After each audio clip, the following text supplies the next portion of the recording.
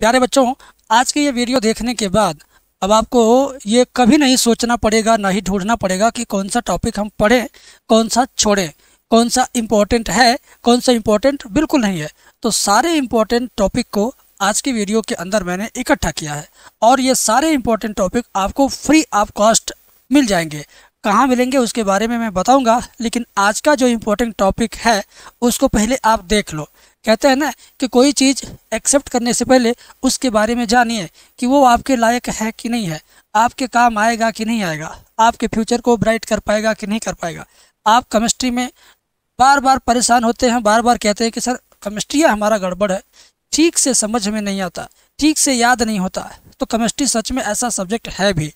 तो मेरे प्यारे बच्चों, क्या क्या याद करके जाना है एग्ज़ाम देने, क्या क्या याद नहीं करना है, अब इन चीज़ों का डिसाइड करना आपका काम नहीं है, उसका डिसाइड हम लोगों ने कर दिया है। मैं और मेरी टीम ने मिलकर सारे टॉपिक आपके लिए छांट के रख दिए हैं।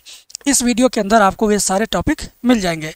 अब कहोगे गुरुजी महत्वपूर्ण परिभाषा आखिर हम याद कौन सा करें?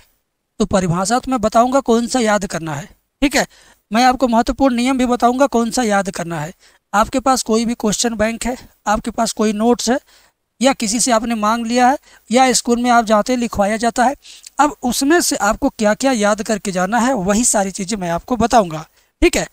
जैसे कि प्रयोगशाला विधि कौन सा रट के जाना है, नाम वाली क्रिया कौन सा रट के जाना है, कौन सा समझ के जाना है, कौन सा तैयार करके जाना है, प्रमुख परीक्षण कौन सा तैयार करके जाना है। अब इन सारी चीज़ों की जिम्मेदारी हमने लिया कि भाई बच्चों को खोज के दे दिया जाए, क्योंकि बच्चे तो बच्चे होते हैं। अब इनको ढूंढ के दिया जाएगा तब ये जा कर के पढ़ेंगे।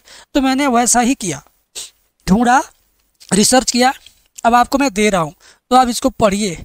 अब ये मत कहिएगा कि सर मेरे तो किताब में ये सब दिया ही नहीं है। तो एक काम करते हैं, उसका भी उपाय बताते हैं आपको, लेकिन उससे पहले आप ये देख लो भाई, महत्वपूर्ण परिभाषाओं में मोलरता सबसे नंबर 1 पर रखा हूँ मैं। नंबर 1 पे मोलरता है, क्योंकि शुरुआत से ही आपको मैं टॉपिक छांट के बता रहा हूँ। मोलरता आपको याद करना है, कभी ये बहुविकल्पी में आता है, कभी ये 1 नंबर लघुत्तरी में आता है, ठीक है ना।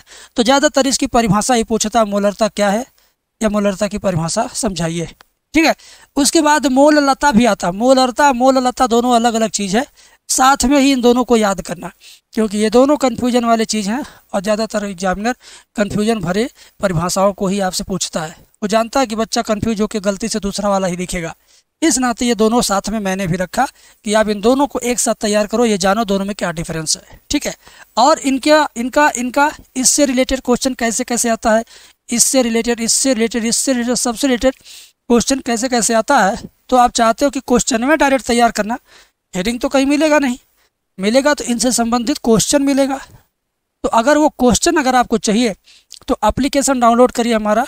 एप्लीकेशन के अंदर पूरी केमिस्ट्री चैप्टर नंबर 1 से लेके चैप्टर नंबर लास्ट तक सारे केमिस्ट्री का सभी टॉपिक से खींच करके जो क्वेश्चन एग्जामिनेशन में आए हैं और आते हैं, मैंने वैसे ही क्वेश्चन का एक पीडीएफ बना दिया, पीडीएफ कोर्स बना दिया। चैप्टर 1 का अलग, चैप्टर 2 का अलग, चैप्टर 3 का अलग, ऐसे सीरियल वाइज है। और ज़्यादा क्वेश्चन नहीं है कि 1500 2000 क्वेश्चन नहीं याद करना, केवल लगभग 100 क्वेश्चन के आसपास से ही तैयार करना, 10 चैप्टर मिला के। और उसका पीडीएफ मिलेगा कहाँ? डिस्क्रिप्शन में एप्लीकेशन का लिंक है, डाउनलोड करो। और उसकी फ़ीस इतनी कम रखा हूँ, ना 500 है, ना 400 है, और ना ही 300 है, और ना ही 299 है, और ना ही 399 है, और ना ही 199, ना ही 99, ये भी नहीं, ये भी नहीं, ये भी नहीं, ये भी नहीं, 50 रुपये भी नहीं है, 50 से कम है। अब 50 से कम कितना है, अब जो आप एप्लीकेशन डाउनलोड करेगा वो जाके खुद देख लेगा, ठीक है। तो इसमें आपको इन सभी टॉपिक से मिलता जुलता क्वेश्चन आंसर सहित मिलेगा, बस आपको याद करना है, तैयार करना है, एग्जाम देना है, बस। छटा छटाया, बना बनाया, सजा सजाया आपको मिल रहा है। अब ये टेंशन बिल्कुल नहीं है कि आप कौन सा छोड़ेंगे, कौन सा याद करेंगे। जो छोड़ना है छोड़ दिया गया, जो याद करना है वही सिर्फ दिया गया है। खैर, आज का टॉपिक देख लीजिए। अगर आप नहीं परचेज करना चाहते हो तो कम से कम इन टॉपिक को अपने क्वेश्चन बैंक में टिक लगा लो, पेन लेके बैठ जाओ, पेंसिल से टिक लगा लो कि गुरुजी यही यही बताए थे इंपॉर्टेंट, यही यही तैयार करके जाना है। आपका काम फ्री में हो जाएगा, पैसा आपको नहीं खर्च करना पड़ेगा, ठीक है। तो मोल प्रभाज या मोल अंश, ये बहुत ज़्यादा इंपॉर्टेंट है। ये कभी 2 नंबर या कभी 3 नंबर, 2 या 3 नंबर में पूछता है। मोल प्रभाज या मोल अंश, ये दोनों मिला जुला करके 2 अंक या 3 अंक में पूछे जाते हैं, इस बात को ध्यान में रखना।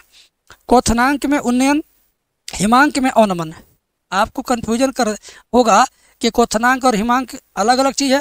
ये दोनों जब भी आता है एग्जाम में तो एक साथ आता है, ठीक है, दोनों आता है। तो कभी इसका अंतर आ जाएगा तो कभी इन पर टिप्पणी लिखिए या कभी इनकी परिभाषा लिखिए, कभी इनको उदाहरण से समझाइए, इस तरह से पूछ देता है। तो आपसे बस यही निवेदन है कि अगर इसको याद करते हो तो इसको ज़रूर याद करना, छोड़ना मत मेरे भाई, क्योंकि दोनों अपने आप में कनेक्टेड है। इसके अलावा हमारा छठा टॉपिक है कि परासरण दाब किसे कहते हैं या प्रतिपरासरण किसे कहते हैं। दोनों टॉपिक आपको तैयार करना है। दोनों के लिए आपको चाहे किसी गाइड में, किताब में, गूगल पे, कॉपी में, नोट्स में, क्वेश्चन बैंक में, जहाँ से मन करे तहाँ से तुम परासरण और प्रतिपरासरण जरूर तैयार करना। दोनों में अंतर भी तैयार कर लेना, क्योंकि एग्जामिनर जानबूझ करके घुमा घुमा के आपसे पूछेगा इलेक्ट्रोड विभव किसे कहते हैं या मानक इलेक्ट्रोड विभव। इन दोनों की बड़ी अच्छी दोस्ती है, ये दोनों अच्छे दोस्त हैं, ये दोनों टॉपिक अच्छे दोस्त हैं। आएंगे एग्जाम में तो दोनों आएंगे, ये आएगा बगल वाले ज़िले में तो इसके बगल वाले ज़िले में ये आएगा। मतलब एक सेट में अगर इलेक्ट्रोड विभव तो दूसरे वाले सेट में इलेक्ट्रोड मानक विभव। ये सब दोनों दोस्त हैं, एक साथ चलते हैं, पड़ोसी ज़िले में पूछे जाते हैं, एक ही पेपर में नहीं, अलग अलग ज़िले में आएंगे लेकिन आएंगे ज़रूर, ठीक है। इसी तरीके से विद्युत रासायनिक श्रेणी से आप क्या समझते हैं समझाइए। इस तरह से जब आएगा तो समझिए 3 नंबर। विद्युत रासायनिक श्रेणी क्या है, इस तरह आएगा तो समझ लीजिए कि केवल 1 नंबर या 2 नंबर, ठीक है। तो ये भी इम्पोर्टेंट है, इसको भी आप तैयार करके जाएंगे। कभी इस आज की जितनी हेडिंग मैं आपको बता रहा हूँ इसमें से आप एक भी हेडिंग छोड़ना मत, क्योंकि जो छोड़ना था वो मैं ऑलरेडी छोड़ कर ही इसको बता रहा हूँ। जो छोड़ना था वो मैंने छोड़ दिया है और तब जाके आपके लिए तैयार किया है। अब इन टॉपिक में से आप एक भी मत छोड़ना, सबका सब तैयार करना आपको। इस नाते मैं पूरा टॉपिक बताऊंगा। ईंधन सेल से क्या समझते हैं, इस पर संक्षिप्त टिप्पणी लिखिए। अभिक्रिया का वेग या दर, ये तो हद से ज़्यादा वेरी वेरी वेरी इंपॉर्टेंट सवाल है, ये very very very important question है। ये कोई ऐसा पेपर नहीं जिस पेपर में इसकी चर्चा न हुई हो। हर साल हर सेट में ये आपको दिखाई देगा ज़रूर। मेरी बात पर यकीन करके इसको ज़रूर तैयार करना बाबू। सभी टॉपिक तैयार करना लेकिन इसको एकदम वज्रबाण तरीके से तैयार करना, ठीक है। अभिक्रिया की कोटि किसे कहते हैं, शून्य वेग की अभिक्रिया, अभिक्रिया की कोटि, अभिक्रिया का स्थिरांक, नियतांक, जो भी आपको समझ में आता है सब इससे जुड़ा हुआ जो उप टॉपिक है, जो इसका सब टॉपिक है, उसको भी तैयार करो।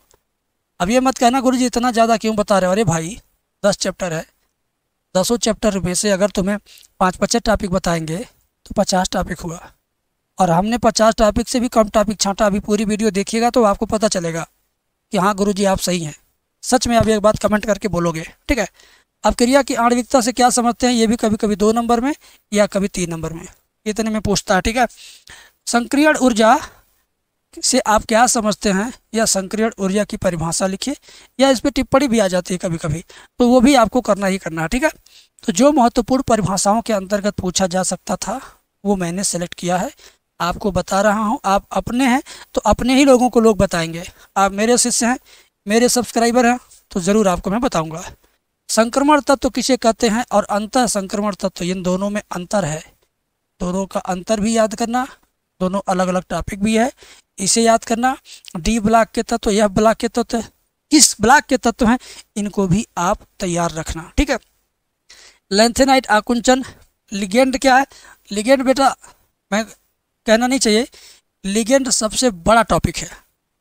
आप कोई भी पेपर उठा के देखोगे ना, मॉडल पेपर उठा के देखोगे, यूपी बोर्ड का जो ऑफिशियल पेपर आया है उसमें भी लिगेंड की चर्चा है, आप ज़रूर जाके देखना, ठीक है।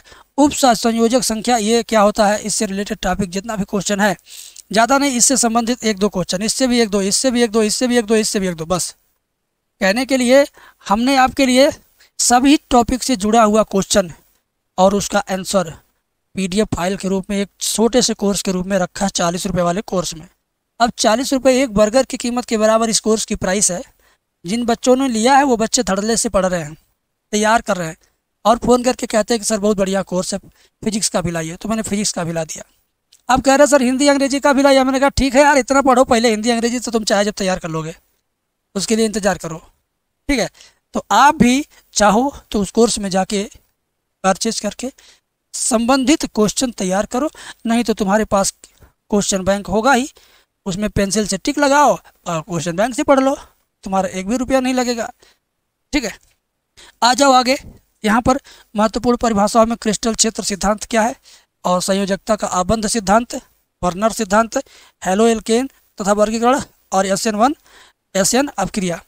जो इस वक्त आपके सामने दिख रहा है ये सभी के सभी क्या है, ये सभी के सभी दीर्घ उत्तरीय प्रश्न के सवाल हैं।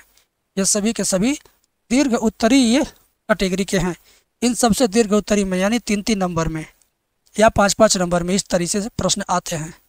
तो मेरे प्यारे बच्चों, तुम्हें 70 में 70 स्कोर करना है ना, तो जब 70 में 70 स्कोर करना है तो तुम इसको कम से कम 6 से 7 बार दोहरा लेना।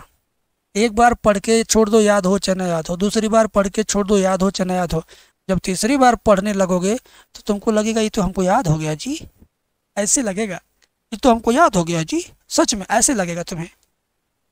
तो मेरी बात पर यकीन करके जैसे मैं बता रहा हूँ वैसे विश्वास करके पढ़ोगे तो समझ में आएगा भी और आसान भी लगेगा। SN2 अपक्रिया क्या है, DDT क्या है, एल्कोहल तथा इसका वर्गीकरण कीजिए, एमीन तथा इसका वर्गीकरण कीजिए, कार्बोहाइड्रेट तथा इसका वर्गीकरण, ठीक है ना। तो ये सब कुछ आपको मिल रहा है मेरे भाई, तुम कहीं मत जाना, जहाँ पर हो वहीं पर रहो, सारी चीज़ें तुम्हें क्लियर कट दिख रही हैं, ठीक है। और अगर इससे जुड़ा हुआ क्वेश्चन और उसका आंसर, प्रश्न और उत्तर सब चाहिए तो मैंने बोल दिया इस वीडियो में, 2-3 बार बोल दिया है, आपको सब पता चल चुका है, ठीक है। इसके अलावा ग्लूकोज, फ्रक्टोज, सुक्रोज, ये तीनों मित्र, ग्लूकोज, फ्रक्टोज और सुक्रोज, ये तीनों मित्र हैं, तीनों की दोस्ती है, तीनों लोग चलेंगे बोर्ड एग्जाम के पेपर में। कभी दोनों एक साथ आ सकते हैं, कभी तीनों अलग अलग ज़िले में अलग अलग पेपर में आएंगे, लेकिन 2 ग्लूकोज फ्रक्टोज एक साथ भी आ जाते हैं। और ये दीर्घ उत्तरी प्रश्नों की श्रेणी में आते हैं। लघु उत्तरी में कभी कभी पूछता है, दीर्घ उत्तरी में अक्सर इसको पूछ ही लेता है, ठीक है। तो मेरे कहने से इसको आप 100% इसको इम्पोर्टेंट समझो, और 100% चांस है कि इस बार फिर रिपीट होकर आपके पेपर में आए।